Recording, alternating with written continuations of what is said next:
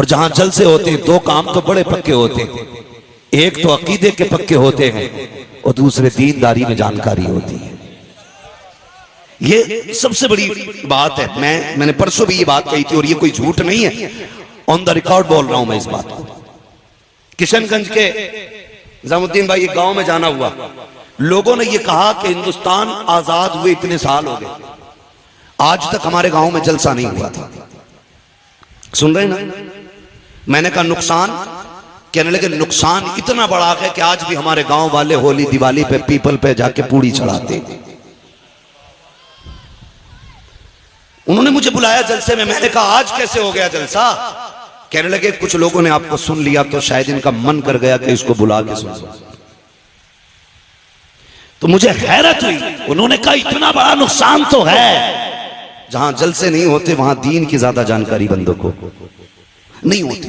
अच्छी तरह याद रखना, जो लोग अल्लाह की फर्मा बरदारी करते हैं उन लोगों को तो गरम रेत पर भी नींद आ जाती है। लोग सोचते हैं ये गरम रेत पर नींद आना तो बड़ा मुबालगा है। मैंने कहा नहीं, ये हकीकत है। क्या तुम्हें नहीं पता, एक मर्तबा रोम का एलची सैयदना फारूक आजम के पास एक खत लेकर के आता है, और जब खत लेकर के आता है तो सैयदना फारूक आजम को ढूंढता है रोम का एलची।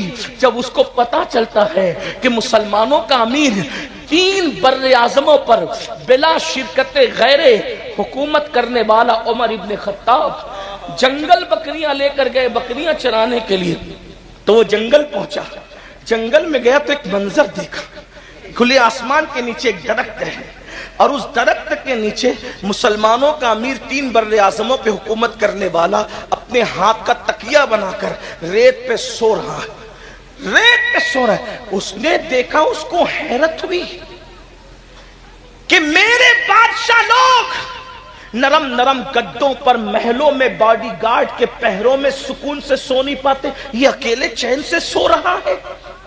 उसको यूं लगा अगर मैं इसका किस्सा तमाम कर दूं तो मुझे कितना इनाम मिलेगा। जैसे ही ये सोचा, फारूक आजम ने करवट ली, बारोब चेहरा आंखों के सामने आया, लरस गया, आंखें खोल के पूछी क्या बात है? उसने कहा रोम का एलची हूं। अगर आज भी आप नहीं जागे तो कब जागे? आप मुझे बताइए, आज हमें चारों तरफ से चुनौतियों का सामना है, हर तरह से हमें और आपको दुश्वारी का सामना है।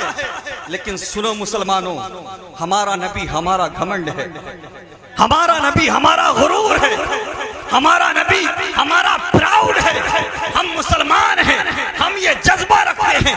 यकीनन हर इंसान को अपनी धड़कनों से प्यार होता है, अपनी जिंदगी से प्यार होता है, लेकिन हमारा ये नजरिया है, हमारी धड़कनें, हमारी जिंदगी, हमारा जीना मरना सब कुछ हमारे नबी पे कुर्बान है, उनके लिए निछावर है।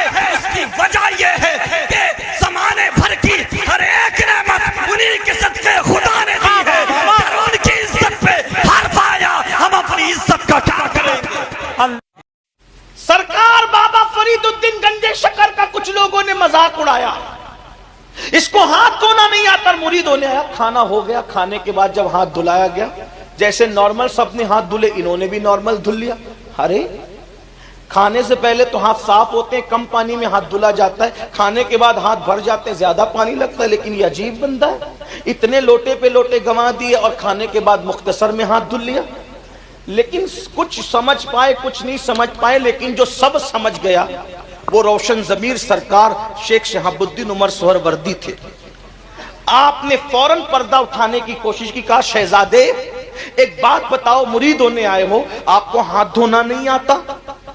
आपने इतना पानी जाय कर दिया, क्या तुम्हें मसला मालूम नहीं है कि इतना पानी जाय करना हराम है, जायज नहीं है? तो बाबा फरीद ने क्या कहा पता है? सरकार अगर गुस्ताखी माफ हो तो जवाब दूं? कहा बिल्कुल दो। कहा जब मैं हाथ धुल रहा था तो आपकी कनीज के चेहरे पर नजर पड़ गई और उसकी पेशानी पे लिखा था कि ये जहन्नमी है, तो मैं हाथ नहीं धो रहा था, उसकी तकदीर धुल रहा था। और जब तक तकदीर नहीं धुल्ली मैं पानी बहाता रहा। मैं सोचा कि इतने बड़े वली की खानका में खिदमत करने वाली कनीज भी जहन्नम में जाएगी, तो मैं हाथ नहीं तकदीर धुल रहा था। सरकार के इंतकाल के बाद ना बहनों को लावारिस नहीं बनाना है। लावारिस नहीं बना। अक्सर लोग कहते हैं जब बाप चला जाता है तो बेटियों का महका उजड़ जाता है, लेकिन हमें ये मिसाल बदल देनी है, बदल देनी है। जिस भाई को भी पता चले बहन आ रही है, उसकी जिम्मेदारी है वो याद रख के जब बहन आती थी तो अब्बा कहां जाके खड़ा होता था। जब बहन आती थी तो मेरा बाप